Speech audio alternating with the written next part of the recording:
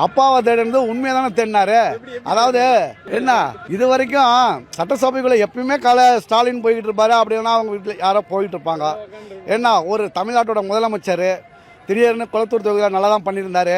அவங்களே கவுத்து விட்டுட்டாங்க. ஓகேங்களா? அப்போ வந்து எங்கே ஆளு மட்டும் ஆடுது, எங்கே தலையை காணோம் அப்படிங்கிற ஒரு பொசிஷன்லாம் அவர் பேசினார். இதில் என்ன இருக்குது? இவர் பொண்டாட்டிங்கிற வந்து ரீஸ்பெக்ஷன் பேசுறாரு பார்த்தீங்களா? அது தவறு.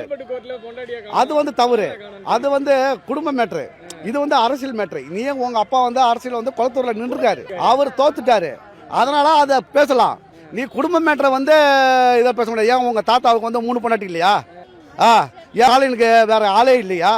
அவர் பண்ணாத அட்டுநீக்கம் பண்ணிருக்காரா? அவரு இதே வந்து உதயநிதி ஸ்டாலின் வயசுல வந்து ஸ்டாலின் பண்ணாத அட்டுநீக்கமே கிடையாது. நான் படிக்கிற காலத்தில் எவ்வளோ நான் பார்த்துருக்கிறேன். ஆமாம், அந்த அட்டாக் வந்து இதில் பண்ணக்கூடாது. எல்லா மனுஷனும் தப்பு பண்ணுற மனுஷன் தான். எவனும் யோக்கியம் கிடையாது.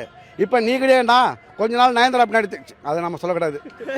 என்ன ஓகேங்களா? இப்போ நீ மட்டும் நான் யோக்கியமா? நீயும் யோக்கியம் கிடையாதுல்ல. எந்த ஆம்பளையும் யோக்கியம்லாம் கிடையாது. அவங்க பொண்டாடி தேடுறாங்கன்னா அது அவங்களுடைய உரிமை. அது தனிப்பட்ட கோர்ட் இருக்குது. அது அது அவங்க மேட்டர் அதை பார்த்துக்கிறாங்க. அரசியல் ரீதியாக என்ன பேசணுமோ அதை தான் நம்ம பேச முடியும். உன்னை கேட்டது வந்து என்ன, உங்கள் அப்பாவை தான் காணொலி கேட்டார். அப்போ கிடையாது, அவர் சிறு கதையை தான் சொல்லிட்டாரு. நீ உதாரணத்துக்கு கதையை வச்சு பேசும்போது அதே உள்நோக்கம் உள்ட்ட அவரும் பண்ணார். எடுத்து வச்சு பேசுறது அவருக்கு தான் தெரியுமா? இப்போ நான் சாதாரணமாக நானே பேசுவேன். அதை நக்கல் நானே பேசுவேன். அப்போ அவர் பேசுறதுல என்ன இருக்குது?